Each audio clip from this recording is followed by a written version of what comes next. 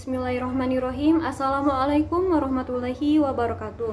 Perkenalkan, kami dari kelompok 10 yang beranggotakan saya sendiri, Reni Dianti Rukmini, NIM 1814080076, Fradesi Riritia, NIM 1814080045, dan Halifah Nur Utami, NIM 1814080068. Baik, kami dari kelompok 10 itu akan menjelaskan mengenai materi mampu menilai penilaian. Nah, di sini saya selaku pemateri pertama akan menjelaskan pengertian evaluasi dan penilaian. Apa sih pengertian evaluasi? Evaluasi adalah kegiatan identifikasi untuk melihat apakah suatu program yang telah direncanakan itu telah tercapai atau belum, berharga atau tidak, dan dapat pula untuk melihat tingkat efisiensi pelaksanaannya. Yang kedua yaitu pengertian penilaian. Penilaian adalah penerapan berbagai cara dan penggunaan beragam alat penilaian untuk memperoleh informasi tentang sejauh mana hasil belajar peserta didik atau ketercapaian kompetensi atau rangkaian kemampuan peserta didik. Selanjutnya yaitu hakikat dan prinsip penilaian. Apa itu hakikat penilaian? Hakikat penilaian merupakan rangkaian kegiatan untuk memperoleh, menganalisis, dan menafsirkan data tentang proses dan hasil belajar peserta didik yang dilakukan secara sistematis dan berkesinambungan, sehingga menjadi informasi yang bermakna dalam pengambilan keputusan. Nah, selanjutnya yaitu prinsip penilaian. Apa saja prinsip penilaian? Prinsip penilaian itu ada 6. Yang pertama yaitu validitas, yang kedua yaitu reliabilitas, yang ketiga yaitu terfokus pada kompetensi, yang keempat keseluruhan atau komprehensif, yang kelima objektivitas, dan yang terakhir yaitu mendidik. Selanjutnya yaitu fungsi dan tujuan penilaian. Apa saja fungsi penilaian? Yang pertama yaitu sebagai grading, yang kedua sebagai alat seleksi, yang ketiga menggambarkan sejauh mana peserta didik menguasai kompetensi, yang keempat sebagai bimbingan, yang kelima sebagai alat diagnosis, dan yang terakhir yaitu sebagai alat prediksi. Nah, selanjutnya yaitu tujuan penilaian. Apa tujuan kita melakukan penilaian? Tujuan kita melakukan penilaian yaitu untuk memberikan masukan informasi secara komprehensif tentang hasil belajar peserta didik, baik dilihat ketika saat kegiatan pembelajaran berlangsung maupun dilihat dari hasil akhirnya, dengan menggunakan berbagai cara penilaian sesuai dengan kompetensi yang diharapkan dapat dicapai peserta didik. Nah, di sini pada materi pertama ini dapat saya simpulkan bahwa kita sebagai pendidik itu sangat penting dalam melakukan penilaian.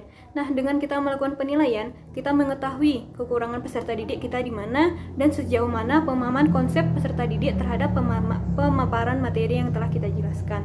Jadi, di sini penilaian sangat penting untuk dilakukan untuk melihat sejauh mana kompetensi yang telah dicapai oleh para peserta didik. Nah, selanjutnya materi selanjutnya akan dijelaskan oleh teman saya. Kepada Halifah dipersilakan. Assalamualaikum warahmatullahi wabarakatuh.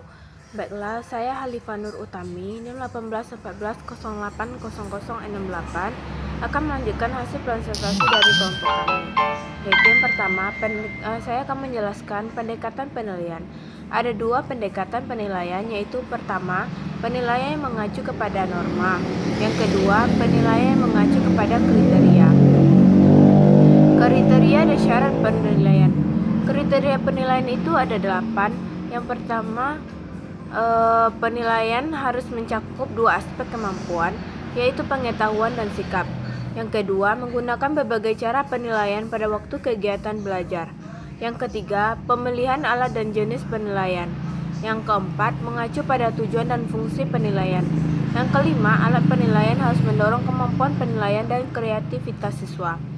Keenam, penilaian dapat dilakukan melalui tes dan non-tes. Ketujuh, mengacu pada prinsip diferensiasi, yakni memberikan peluang kepada siswa untuk menunjukkan apa yang diketahui, yang dipahami, dan mampu dilakukannya. Terakhir, tidak bersifat diskriminasi, yakni untuk memilih-milih mana siswa yang berhasil dan mana yang gagal dalam pembelajaran. Selanjutnya saya akan menjelaskan syarat penilaian itu ada 3. Yang pertama, kesahihan atau validity. Kesahihan atau validity adalah ketepatan alat penilaian dalam mengukur tingkat keberhasilan pencapaian tujuan pembelajaran. Yang kedua, keterandalan atau reliability. Keterandalan atau reliability biasanya disebut juga dengan konsistensi. Keterandalan suatu alat penilaian penting untuk diperhatikan. Ketiga, kepraktisan. Kepraktisan dalam menyusun suatu alat penilaian penting untuk diperhatikan. Baiklah, saya sudahi dengan Assalamualaikum warahmatullahi wabarakatuh. Baiklah, di sini saya Pradesi Rilitya NIM 0045 akan melanjutkan penjelasan dari rekan saya tadi. Selanjutnya, ruang lingkup penilaian. Yang pertama, domain kognitif, yaitu pengetahuan atau yang mencangkup kecerdasan bahasa dan kecerdasan logika matematika. Yang kedua, domain afektif, menyangkut sikap atau nilai atau menyangkut kecerdasan antar pribadi dan kecerdasan intrapribadi, dengan kata lain kecerdasan emosional. Yang ketiga, domain psikomotor, keterampilan atau yang mencakup kecerdasan kinestetik, kecerdasan visual, sosial, dan kecerdasan musikal. Selanjutnya, jenis-jenis penilaian. Dapat 4 jenis penilaian. Yang pertama, penilaian normatif, yang menunjukkan untuk memperbaiki proses belajar mengajar, yaitu berfungsi sebagai fungsi utama. Yang kedua, penilaian sumatif, ditunjukkan untuk keperluan menentukan angka kemajuan saat hasil belajar siswa. Yang ketiga, penilaian penempatan, ditunjukkan untuk menempatkan siswa dalam situasi belajar mengajar atau program pendidikan yang sesuai dengan fungsinya. Yang keempat, penilaian diagnostis, guna membantu memecahkan kesulitan belajar yang dialami oleh siswa tersebut. Dan penjelasan terakhir, prosedur penilaian.